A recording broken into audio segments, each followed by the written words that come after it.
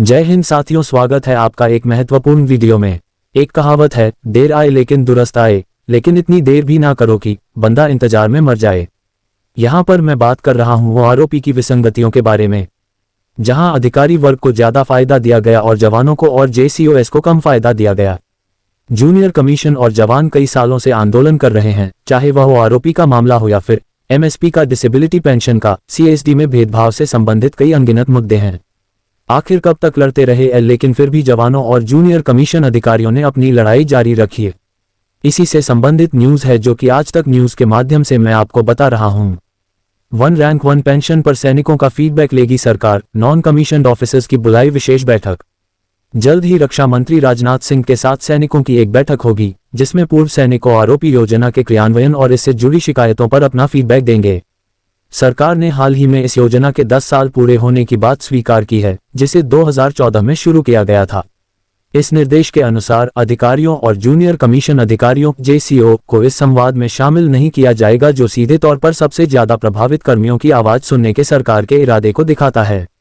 OROP के लाभार्थियों पर केंद्रित।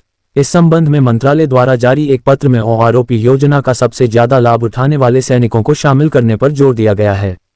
यूनिटों को एक हवलदार, एक नायक और 3 सिपाहियों को नामित करने के निर्देश दिए गए हैं, जिन्हें ओआरओपी के तहत वित्तीय राहत मिली है। ये पहल सैनिकों को अपनी अनुभवों को नीति निर्माण प्रक्रिया का हिस्सा बनने का एक दुर्लभ अवसर प्रदान करती है। ओआरओपी लाभ और चुनौतियां। ओआरओपी ने निश्चित रूप से कई सैनिकों को आर्थिक लाभ प्रदान किए हैं, लेकिन इसमें कुछ खामियां अभी भी बनी हुई हैं, जिसकी वजह से वरिष्ठ सिपाही, मानद लेफ्टिनेंट और कैप्टन अभी भी आर्थिक असमानताओं का सामना करना पड़ रहा है।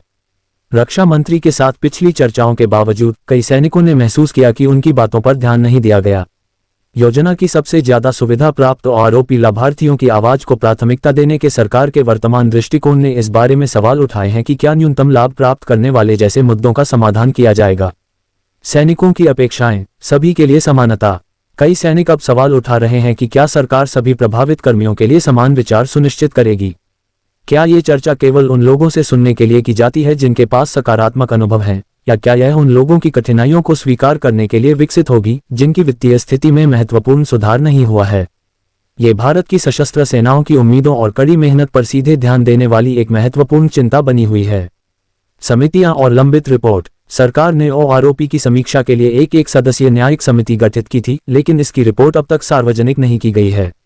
सैनिकों को उम्मीद है कि यह रिपोर्ट सार्वजनिक की जाएगी और रिपोर्ट की सिफारिशों को लागू किया जाएगा, ताकि सभी के साथ न्याय सुनिश्चित किया जा सके। सैनिक हमेशा देश की रक्षा के लिए तैयार हैं, अब सरकार से निष्पक्षता और न्याय की उम्मीद कर रहे हैं।